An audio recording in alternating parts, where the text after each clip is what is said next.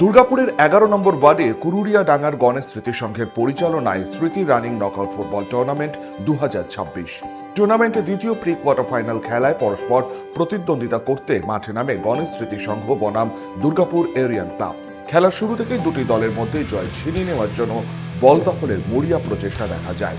খেলার প্রথমার্ধে দুটি মূল্যবান গোল করে গণেশ স্মৃতি সংঘের খেলোয়াড়রা। বিরতির পর শুরু হয় দ্বিতীয়ার্ধের খেলা।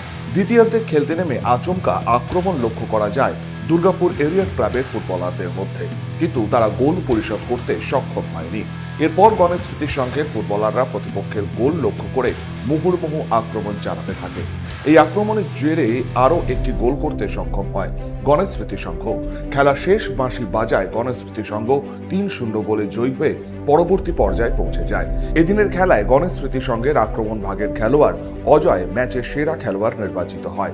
ঐতিহ্যবাহী এই টুর্নামেন্টে দ্বিতীয় ম্যাচ দেখতে বৃষ্টিকে উপেক্ষা করে মাঠে উপস্থিত ছিল কয়েক হাজার ক্রীড়া উৎসাহী দর্শক। আগামী 30শে অগস্ট এই টুর্নামেন্টের তৃতীয় প্রি কোয়ার্টার ফাইনালে ম্যাচে পরস্পর মুখোমুখি হবে অভয় এফসি কাজোরা বনাম Singh football academy. Samarendra Das, 99 news Bangla, Durgapur. আপনারা দেখছেন 99 নিউজ বাংলা। বদলাবো আমরা।